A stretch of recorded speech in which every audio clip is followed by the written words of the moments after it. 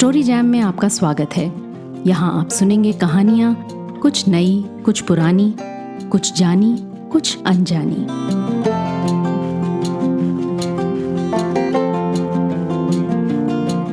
आज राजेंद्र सिंह बेदी की लिखी एक कहानी सुनते हैं, लाजवंती।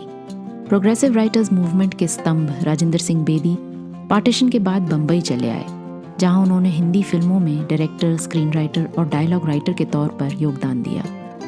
फागुन और दस्तक उन्होंने डायरेक्ट की।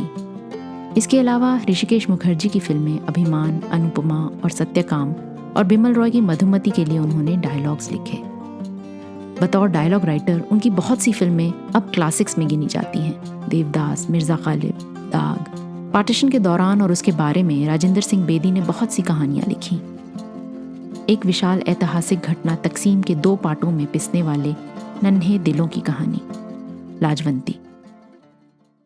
हथ लाइयां कुम्ल्हानी लजवंती दे बूटे, ये छुई मुई के पौधे हैं हरी, हाथ भी लगाओ कुम्हला जाते हैं। एक पंजाबी गीत। बंटवारा हुआ और बेशुमार जख्मी लोगों ने उठकर अपने बदन पे से खून पोंछ डाला और फिर सब मिलकर उनकी तरफ मुतवज्जह हो गए जिनके बदन सही व सालिम थे, लेकिन दिल जख्मी। गली गली, मोहल्ले मोहल्ले में फिर बसाओ कमेटियां बन गई थीं और शुरू में बड़ी तंधी के साथ कारोबार में बसाओ, ज़मीन पर बसाओ और घरों में बसाओ प्रोग्राम शुरू कर दिया गया था। लेकिन एक प्रोग्राम ऐसा था जिसकी तरफ किसी ने तवज्जो न दी थी। वो प्रोग्राम था मगविया औरतों के सिलसिले में, जिसका स्लोगन था दिल में बसाओ।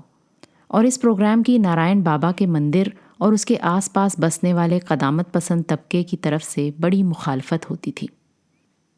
इस प्रोग्राम को हरकत में लाने के लिए मंदिर के पास मोहल्ले मुल्ला शकूर में एक कमेटी कायम हो गई और 11 वोटों से सुंदरलाल बाबू को उसका सेक्रेटरी चुन लिया गया। वकील साहब सदर, चौकी कलां का बूढ़ा मुहर्रिर और मोहल्ले के दूसरे लोगों का ख्याल था कि सुंदरलाल से ज़्यादा जांफिशानी के साथ इस काम को और कोई नहीं कर सकेगा। शायद इसलिए कि सुंदरलाल की अपनी बीवी अगवा हो चुकी थी और उसका नाम था लाजवंती। चुनाचे प्रभात फेरी निकालते हुए जब सुंदरलाल बाबू, उसका साथी रसालू और नेकीराम वगैरह मिलकर गाते हथलैयां कुम्हलानी लाजवंती दे बूटे, तो सुंदरलाल की आवाज़ एकदम बंद हो जाती और वो खामोशी के साथ चलते चलते लाजवंती की बाबत सोचता। जाने वो कहाँ होगी, किस हाल में होगी, हमारी बाबत क्या सोचती होगी, वो कभी आएगी या नहीं। और पथरीले फर्श पर चलते चलते उसके कदम लड़खड़ाने लगते। और अब तो ये नौबत आ गई थी कि उसने लाजवंती के बारे में सोचना ही छोड़ दिया था। उसका गम अब दुनिया का गम हो चुका था। उसने अपने दुख से बचने के लिए लोक सेवा में अपने को गर्क कर दिया था। इसके बावजूद दूसरे साथियों की आवाज़ में आवाज़ मिलाते हुए उसे ये ख्याल ज़रूर आता, इंसानी दिल कितना नाजुक होता है, ज़रा सी बात पर ठेस लग जाती है। वो लाजवंती के पौधे की तरह है, जिसकी तरफ हाथ भी बढ़ाओ तो कुम्हला जाता है। लेकिन उसने अपनी लाजवंती के साथ बदसलूकी करने में कोई कसर नहीं उठा रखी थी। वो उसे जगह बेजगह उठने, बैठने, खाने की तरफ से बेतवज्जही बरतने और ऐसे ही मामूली बातों पर पीट दिया करता था। और लाजो एक पतली सी शहतूत की डाली की तरह नाजुक देहाती लड़की थी। ज़्यादा धूप देखने की वजह से उसका रंग संवला चुका था। तबीयत में एक अजीब तरह की बेकरारी थी। उसका इज़्तिराब शबनम के उस कतरे की तरह था जो पाराकरास के बड़े से पत्ते पर कभी इधर और कभी उधर लुढ़कता रहता है। उसका दुबलापन उसकी सेहत के ख़राब होने की दलील नहीं था, एक सेहतमंदी की निशानी थी, जिसे देखकर भारी भरकम सुंदरलाल पहले तो घबराया, लेकिन जब उसने देखा कि लाजो हर किस्म का बोझ, हर किस्म का सदमा, यहाँ तक कि मारपीट तक सह गुजरती है, तो वो अपनी बदसलूकी को बढ़ाता गया और उसने उन हदों का ख्याल ही ना किया जहाँ पहुँच जाने के बाद किसी भी इंसान का सब्र टूट सकता है।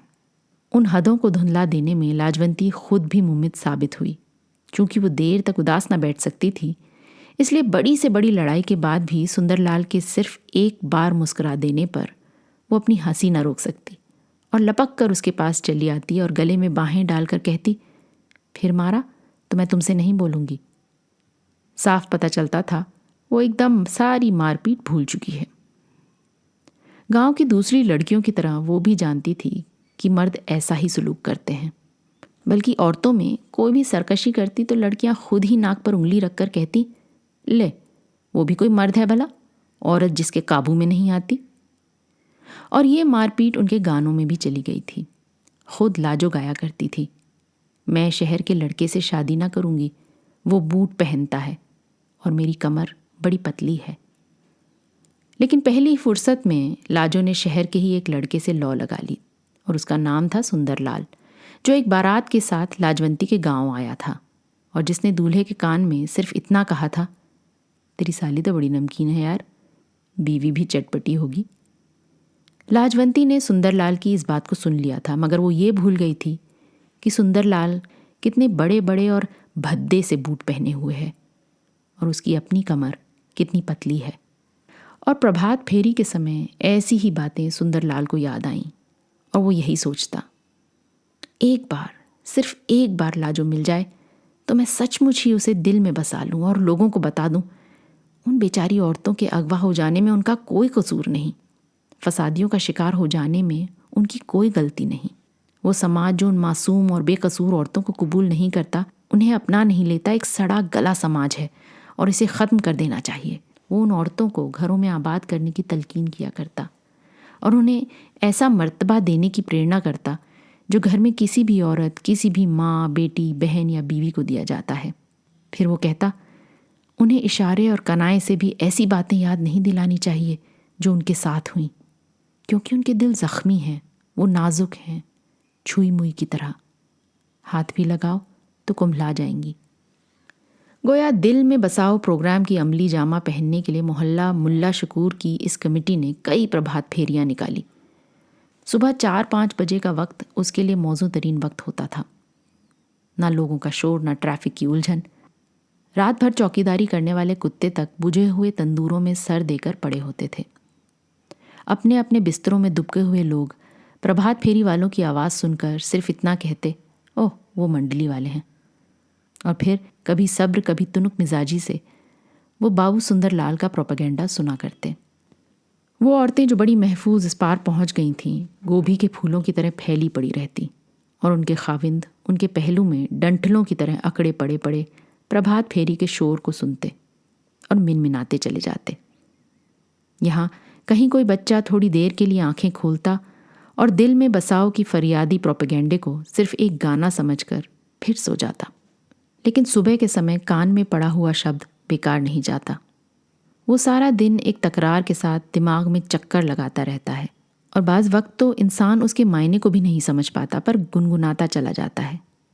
उसी आवाज़ के घर कर जाने की बदौलत ही था कि उन दिनों जबकि मिस मृदुला साराभाई हिंद और पाकिस्तान के दरमियान अगवाशुदा औरतें तबादले में लाईं, तो मोहल्ला मुल्ला शकूर के कुछ आदमी उन्हें फिर से बसाने के लिए तैयार हो गए। उनके वारिस शहर के बाहर चौकी कला में उनसे मिलने के लिए गए। मगविया औरतें और वो कुछ देर तक एक दूसरे को देखते रहे, फिर सिर झुकाए अपने अपने बर्बाद घरों को फिर से आबाद करने के काम पर चल दिए। रसालू और नेकीराम और सुंदरलाल बाबू कभी महेंद्र सिंह जिंदाबाद, कभी सोहनलाल जिंदाबाद के नारे लगाते रहे जब तक उनके गले सूख न गए। लेकिन मगविया औरतों में ऐसी भी थीं जिनके शौहरों, जिनके माँ बाप, बहन और भाइयों ने उन्हें पहचानने से इनकार कर दिया था। आखिर वो मर क्यों ना गईं? अपनी इफ़्फ़त और इस्मत को बचाने के लिए उन्होंने जहर क्यों ना खा लिया? कुएं में छलांग क्यों ना लगा दी? वो बुज़दिल थीं जो इस तरह जिंदगी से चिमटी हुई थीं। सैकड़ों हज़ारों औरतों ने अपनी इस्मत लुट जाने से पहले अपनी जान दे दी, लेकिन उन्हें क्या पता था कि वो जिंदा रहकर किस बहादुरी से काम ले रही हैं, कैसे पथराई हुई आंखों से मौत को घूर रही हैं, ऐसी दुनिया में जहां उनके शौहर तक उन्हें नहीं पहचानते। फिर उनमें से कोई जी ही जी में अपना नाम दोहराती, सुहागवंती, सुहाग वाली, और अपने भाई को इस जमे गफ़ीर में देखकर आखिरी बार बस इतना कहती, तू भी मुझे नहीं पहचानता बिहारी, मैंने तुझे गोद में खिलाया था रे। और बिहारी चिल्ला देना चाहता। फिर वो माँ बाप की तरफ देखता और माँ बाप अपने जिगर पर हाथ रख के नारायण बाबा की तरफ देखते और निहायत बेबसी के आलम में नारायण बाबा आसमान की तरफ देखता, जो दरअसल कोई हकीकत नहीं रखता और जो सिर्फ हमारी नज़र का धोखा है, जो सिर्फ एक हद है जिसके पार हमारी निगाहें काम नहीं करती। लेकिन फौजी ट्रक जिसमें मिस सारा भाई तबादले में जो औरतें लाई थीं, उनमें लाजो न थी। सुंदरलाल ने उम्मीद व बीम से आखिरी लड़की को ट्रक से नीचे उतरते देखा और फिर उसने बड़ी खामोशी और बड़े अज़्म से अपनी कमेटी की सरगर्मियों को दो चंद कर दिया। अब वो सिर्फ सुबह के समय ही प्रभात फेरी न निकालते बल्कि शाम को भी जुलूस निकालने लगे और कभी कभी एकाध छोटा मोटा जलसा भी करने लगे, जिसमें कमेटी का बूढ़ा सदर वकील कालका प्रसाद सूफी खनकारों से मिली जुली एक तकरीर कर दिया करता और रसालू एक पीकदान लिए ड्यूटी पर हमेशा मौजूद रहता। लाउड स्पीकर से अजीब तरह की आवाज़ें निकलती। फिर कहीं नेकीराम मुहर्रे चौकी कुछ कहने के लिए उठते, लेकिन वो जितनी भी बातें करते और जितने भी शास्त्रों और पुराणों का हवाला देते, उतना ही अपने मकसद के खिलाफ बातें करते। और यूं मैदान हाथ से जाते देखकर सुंदरलाल बाबू उठता, लेकिन वो दो फिरकों के अलावा कुछ नहीं कह पाता। उसका गला रुक जाता, उसकी आंखों से आंसू बहने लगते और रुआंसा होने के कारण वो तकरीर न कर पाता। आखिर बैठ जाता, लेकिन एक अजीब तरह की खामोशी छा जाती और सुंदरलाल बाबू की उन दो बातों का असर, जो कि उसके दिल की गहराइयों से चली आती, वकील कालका प्रसाद सूफी की सारी नासिहाना फसाहत पर भारी होता। लेकिन लोग वहीं रो देते। एक रोज़ कमेटी वाले सांझ के समय प्रचार करने चले आए और होते होते कदामत पसंदों के गढ़ में पहुंच गए। मंदिर के बाहर पीपल के पेड़ के नीचे श्रद्धालु बैठे थे और रामायण की कथा हो रही थी। नारायण बाबा रामायण का वो हिस्सा सुना रहे थे जहाँ एक धोबी ने अपनी धोबन को घर से निकाल दिया था और उससे कह दिया था, मैं राजा रामचंद्र नहीं जो इतने साल रावण के साथ रह जाने पर भी सीता को बसा लेगा। और रामचंद्र जी ने महासतवंती सीता को घर से निकाल दिया, ऐसी हालत में जबकि वो गर्भवती थी। क्या इससे भी बढ़कर रामराज का कोई सबूत मिल सकता है? नारायण बाबा ने कहा, ये है रामराज जिसमें एक धोबी की बात को भी उतनी ही कद्र की निगाह से देखा जाता है। कमेटी का जुलूस मंदिर के पास रुक गया था और लोग रामायण की कथा और श्लोक का वर्णन सुनने के लिए ठहर चुके थे। सुंदरलाल आखिरी फिक्रे सुनते हुए कह उठा, हमें ऐसा रामराज नहीं चाहिए बाबा। चुप रहो जी, तुम कौन होते हो? खामोश आवाज आई और सुंदरलाल ने बढ़कर कहा, मुझे बोलने से कोई नहीं रोक सकता। फिर मिली जुली आवाजें आई, खामोश, हम तुम्हें नहीं बोलने देंगे। और एक कोने में से यह आवाज भी आई, मार देंगे। नारायण बाबा ने बड़ी मीठी आवाज में कहा, तुम शास्त्रों की मान मर्यादा को नहीं समझते सुंदरलाल। सुंदरलाल ने कहा, मैं एक बात समझता हूं बाबा, रामराज में धोबी की आवाज तो सुनी, लेकिन सुंदरलाल की नहीं। उन्हीं लोगों ने जो अभी मारने पर तुले थे अपने नीचे से पीपल की गुलरें हटा दी और फिर से उठते हुए बोले, सुनो सुनो। रसालू और नेकीराम ने सुंदरलाल को ठुका दिया और सुंदरलाल बोले, श्री राम नेता थे हमारे, पर यह क्या बात है बाबा जी, उन्होंने धोबी की बात को सत्य समझ लिया मगर इतनी बड़ी महारानी के सत्य पर विश्वास न कर पाए। नारायण बाबा ने अपनी दाढ़ी की खिचड़ी पकाते हुए बोला, इसलिए कि सीता उनकी पत्नी थी। सुंदरलाल, तुम इस बात की महानता को नहीं जानते।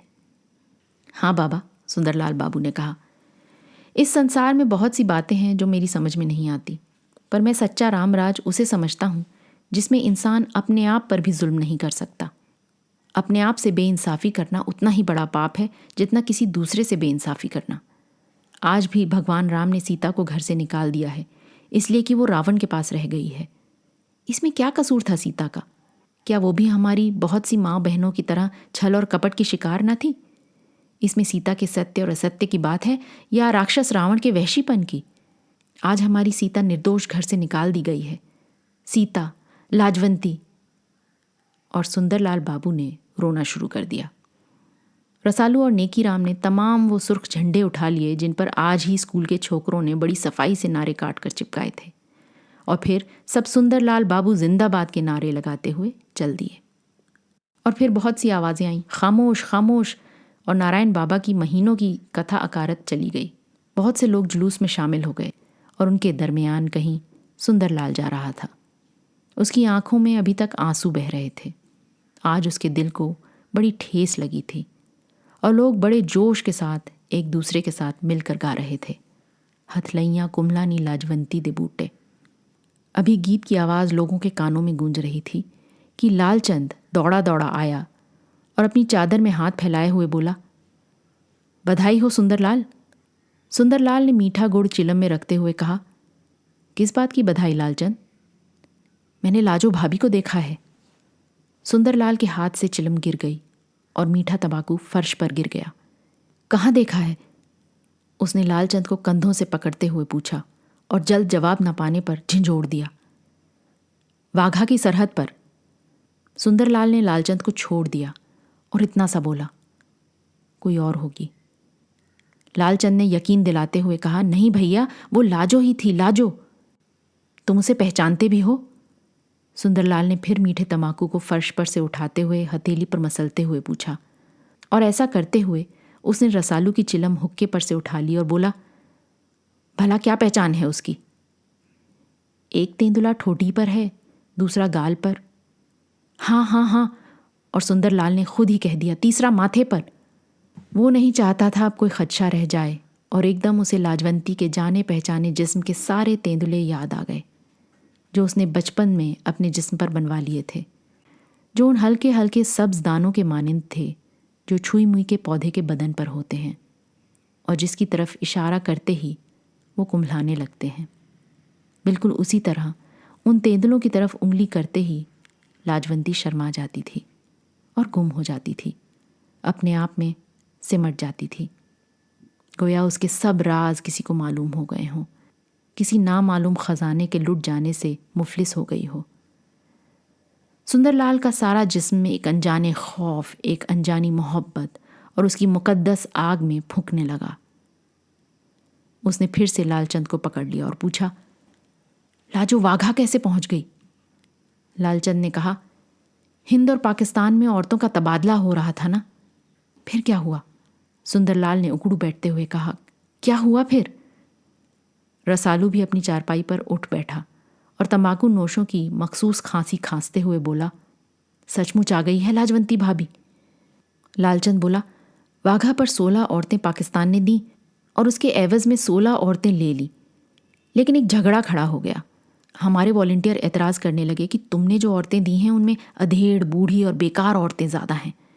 इस तनाज़े पर हम लोग जमा हो गए। उस वक्त उधर के वॉलंटियर ने लाजो भाभी को दिखाते हुए कहा, तुम इसे बूढ़ी कहते हो? देखो देखो, जितनी औरतें तुमने दी हैं उनमें से एक भी इसकी बराबरी कर सकती है। और वहाँ लाजो भाभी सबकी नज़रों के सामने अपने तेंदुले छुपा रही थी। फिर झगड़ा बढ़ गया। दोनों ने अपना अपना माल वापस ले लेने की ठान ली। मैंने शोर मचाया, लाजो लाजो भाभी, मगर हमारी फौज के सिपाहियों ने ही हमें मार मार के भगा दिया और लालचंद अपनी कोहनी दिखाने लगा जहाँ उसे लाठी पड़ी थी। रसालू और नेकीराम चुपचाप बैठे रहे और सुंदरलाल कहीं दूर देखने लगा, शायद सोचने लगा, लाजो आई भी पर ना आई। और सुंदरलाल की शक्ल से ही जान पड़ता था जैसे वो बीकानेर का सहरा फांद कर आया है और अब कहीं दरख्त की छांव में जबान निकाले हाँफ रहा है। मुंह से इतना भी ना निकलता, पानी दे दो। पहले मंडी में माल बिकता था और भाव ताव करने वाले हाथ मिलाकर उस पर रुमाल डाल लेते और यूं गुप्ती कर लेते, गोया रुमाल के नीचे उंगलियों के इशारों से सौदा हो जाता था। अब गुप्ती का रुमाल भी हट चुका था और सामने सौदे हो रहे थे और लोग तिजारत के आदाब भी भूल गए थे। ये सारा लेन देन, ये सारा कारोबार पुराने ज़माने की दास्तान मालूम हो रहा था, जिसमें औरतों की आज़ादाना खरीदो फरोख्त का किस्सा बयान किया जाता है।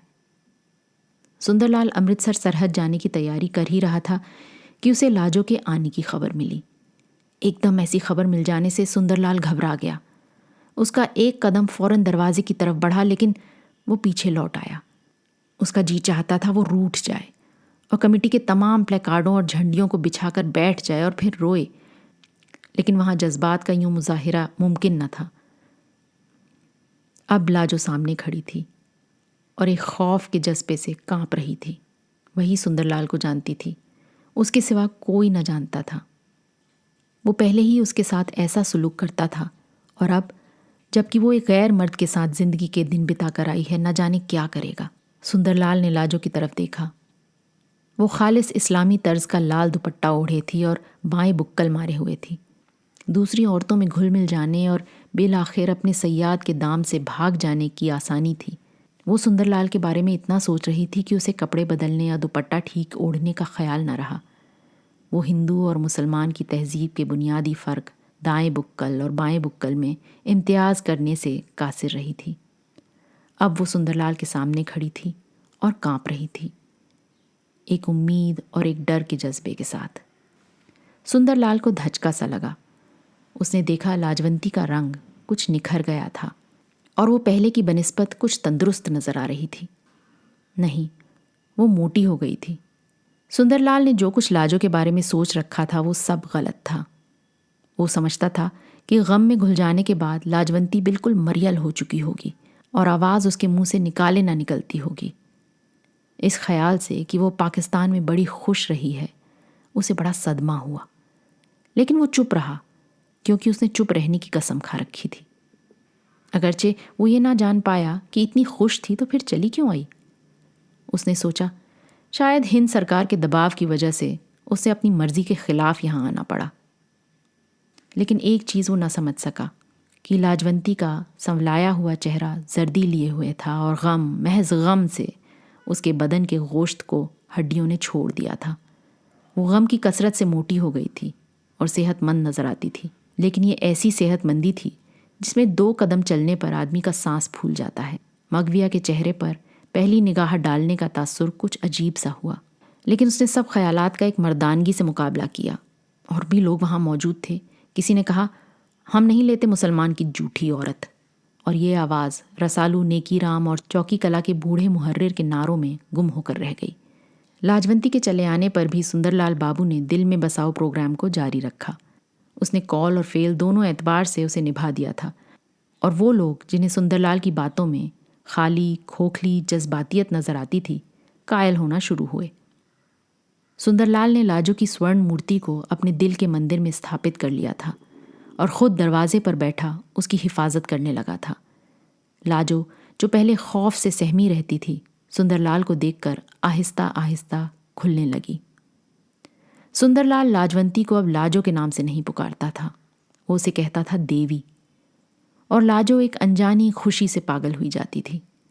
वो कितना चाहती थी कि सुंदरलाल को अपनी वारदात कह सुनाए और सुनाते सुनाते इस कदर रोए कि उसके सारे गुनाह धुल जाएं। लेकिन सुंदरलाल लाजो की वो बातें सुनने से गुरेज करता था और लाजो अपने खुल जाने में भी एक तरह से सिमटी रहती। अलबत्ता जब सुंदरलाल सो जाता तो उसे देखा करती और अपनी स्टोरी में पकड़ी जाती। जब सुंदरलाल उसकी वजह पूछता तो वो नहीं, यूं ही, उहूं के सिवा कुछ और न कहती और सारे दिन का थका हारा सुंदरलाल फिर ऊँघ जाता। अलबत्ता शुरू शुरू में एक दफ़ा सुंदरलाल ने लाजवंती के सियाह दिनों के बारे में सिर्फ इतना सा पूछा था, कौन था वो। लाजवंती ने निगाहें नीची करते हुए कहा, जुम्मा। फिर वो अपनी निगाहें सुंदरलाल के चेहरे पर जमाए कुछ कहना चाहती थी, लेकिन सुंदरलाल एक अजीब सी नज़रों से लाजवंती के चेहरे की तरफ देख रहा था और उसके बालों को सहला रहा था। लाजवंती ने फिर आंखें नीची कर ली और सुंदरलाल ने पूछा, अच्छा सलूक करता था वो? हाँ, मारता तो नहीं था? लाजवंती ने अपना सिर सुंदरलाल की छाती पर सरकाते हुए कहा, नहीं। और फिर बोली, वो मारता नहीं था, पर मुझे उससे ज़्यादा डर आता था। तुम मुझे मारते भी थे, पर मैं तुमसे डरती नहीं थी। अब तो न मारोगे? सुंदरलाल की आंखों से आंसू उमड़ आए। नहीं देवी, अब नहीं, नहीं मारूंगा। देवी, लाजवंती ने सोचा और वो भी आंसू बहाने लगी। और इसके बाद लाजवंती सब कुछ कह देना चाहती थी, लेकिन सुंदरलाल ने कहा, जाने दो बीती बातें, इसमें तुम्हारा क्या कसूर है? इसमें कसूर है हमारे समाज का, जो तुझ जैसी देवियों को अपने यहाँ इज्जत की जगह नहीं देता। वो तुम्हारी हानि नहीं करता, अपनी करता है। और लाजवंती की मन ही मन में रह जाती। वो कह ना सकी सारी बातें और चुपकी दुबकी पड़ी रही और अपने बदन की तरफ देखती रही, जो बंटवारे के बाद अब देवी बन चुका था, लाजवंती का न था। वो खुश थी, बहुत खुश, लेकिन ऐसी खुशी में सरशार जिसमें एक शक था और वसवे। जब बहुत दिन बीत गए तो खुशी की जगह पूरे शक ने ले ली। इसलिए नहीं कि सुंदरलाल बाबू ने फिर वही पुरानी बदसलूकी शुरू कर दी थी, बल्कि इसलिए कि वो लाजो से बहुत ही अच्छा सलूक करने लगा था। ऐसा सलूक जिसकी लाजो मुतवक्के नहीं थी। वो सुंदरलाल की वो पुरानी लाजो हो जाना चाहती थी जो गाजर से लड़ पड़ती और मूली से मान जाती।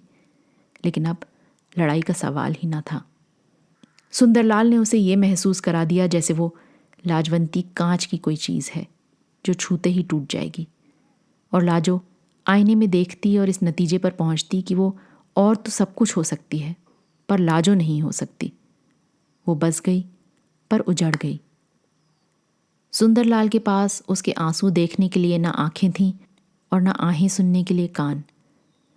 प्रभात फेरियां निकलती रहीं और मोहल्ले मुल्ला शकूर का सुधारक रसालू और नेकी राम के साथ मिलकर उसी आवाज में गाता रहा, हथलैया कुम्हलानी लाजवंती दे बूटे। आज की कहानी आपको कैसी लगी अपने कमेंट्स ज़रूर लिखिएगा। साथ ही सब्सक्राइब कीजिएगा। आपके फैमिली और फ्रेंड्स में आप जैसे ही कहानियों के शौकीन कदरदान और हैं, उन्हें ये कहानी व्हाट्सएप पर फॉरवर्ड करें। अगली बार फिर मिलेंगे एक और कहानी, लेख या कविता के साथ। तब तक अलविदा।